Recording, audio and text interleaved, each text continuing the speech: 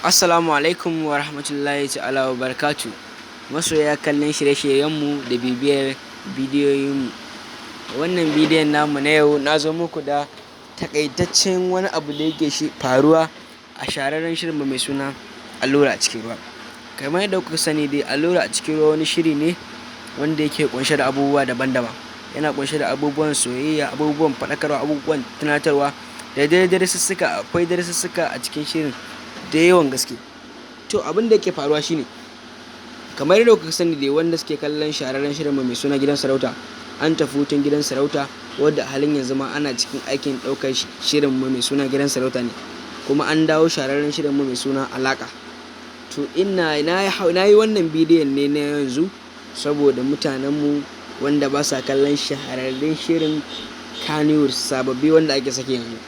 To ga wanda suke kallon Alaƙa, Gidan Sarauta, Ɗan Jarida, Jamilun Jidda da kuma Allura a cikin ruwa, duk sun san irin abubuwan da suke faruwa a cikin shirye-shiryen Kannywood. To abin da yake faruwa shine, yanzu ma aka fara haska muku shahararrun fina-finanmu na kamfanin Kannywood, wadda wasu da dama suna karuwa da abubuwa da dama, wasu suna ɗaukar darasi, wasu suna ɗaukar ilimi a shahararrun shirye-shiryenmu da muke haska muku a gidan TV daban-daban, ko kuma YouTube channel ɗinmu da kuka saba sauke shahararrun shirye-shiryenmu kamar irin su Alanuhu TV, Mai Shadda Global Resources TV.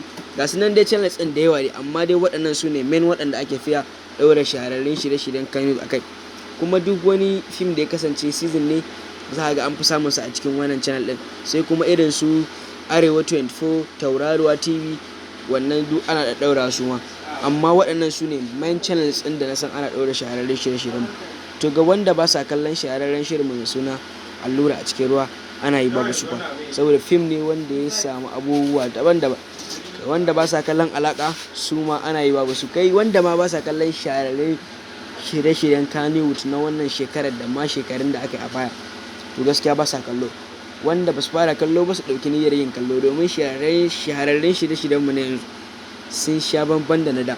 Kawai kada ku bari a baku labarinsu. Ku ci gaba da danna mana ƙararrawa da yi mana subscribing a channels ɗinmu da kuma bibiyar mu, domin sanar da ku sababbin shirye-shiryenmu da zarar mun ɗaura. Mun gode. A sha kallo lafiya.